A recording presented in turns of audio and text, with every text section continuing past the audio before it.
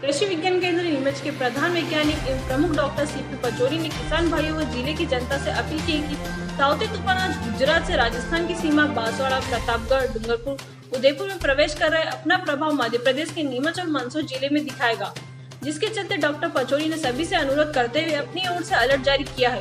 अपने घरों से न निकले, घर के सभी खिड़की दरवाजे बंद रखें, अपने वाहनों को सुरक्षित जगह पर रखें, छत पर रखे सामान को हटा लें। पेड़ आदि गिरने की संभावना है, छतों की चादर उड़ने से दुर्घटना हो सकती है।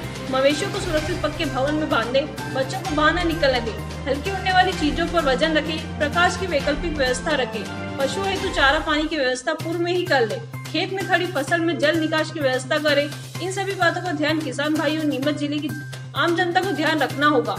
जैसा कि ये ताउते नाम दे रखा है, ये हमारे जो समुद्री क्षेत्र से जो उठा है और अपने जब इंडिया की अगर भारत देश की बात करें तो ये केरल में, गोवा में उधर टकरा के अपने जो गुजरात से होता हुआ राजस्थान की सीमा में आते हुए और अभी जो इसका मूवमेंट है बांसवाड़ा और जो उसे अजमेर की तरफ मूवमेंट हो गया है किशनगढ़ होते हुए।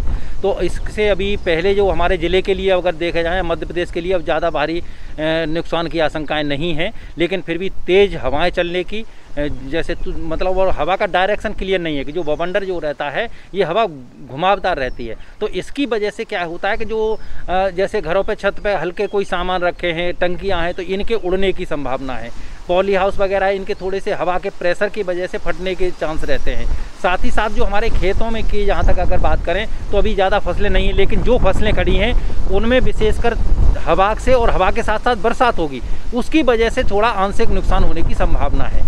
साथ ही साथ किसानों को ध्यान रखना है, क्योंकि अलर्ट जारी कर रखा है। तो ऐसी स्थिति में जैसे विद्युत पोल है, अक्सर क्या होता है बरसात हो रही है, पहली बरसात, तो इसमें करंट वगैरह आने की संभावना। तो किसान भाइयों को विशेषकर ध्यान रखना है कि अपने जानवरों के लिए चारे पानी की व्यवस्था पहले से करें, छोटे बच्चों को बाहर न जाने दें। साथ ही साथ खुद भी बहुत ज़्यादा आवश्यक हो तभी बाहर जाएं, अन्यथा घर में रहें और सुरक्षित रहें, क्योंकि सुरक्षा ही सबसे बड़ा अपना साधन है। और इससे अभी खेती में क्योंकि कोई ज़्यादा सामान मतलब फसल नहीं है हमारे यहाँ, आम का बगीचा विशेषकर जैसे आम के पौधे हैं उनमें फल के झड़ने की संभावना है। बाकी का अपने ज़िले में तो संतरे का और गुआवा का है, तो उनमें इतना नुकसान नहीं है। लेकिन फिर भी पेड़ टूटने का, तो उसके लिए क्या है, कोई बड़ा पेड़ है या छायादार पेड़ है उसके नीचे वाहन वगैरह ना खड़े करें। ये थोड़ा सा बवंडर में विशेषकर किसानों को सावधानी बरतने की ज़रूरत है। आम जनता को विशेषकर ध्यान रखना है कि जो उड़ने वाली हल्की चीज़ें हैं वो छत पे हैं, उन पर कुछ भारी चीज़ें रख दें। साथ ही साथ जो भीगने वाली हैं, जैसे किसानों के हमारे यहाँ भूसा रहता है उसको अंदर रखने, या छत पर कोई भीगने वाली चीज़ है उनको थोड़ा सा क्योंकि बरसात भी साथ में होगी, उड़ने की टीन के पतरे हैं हल्के रहते हैं, ये कई बार उड़ जाते हैं, इनसे हादसे हो जाते हैं। तो इनका विशेषकर ध्यान रखना है कि जो बवंडरनुमा हवा चलेगी साथ में बरसात होगी,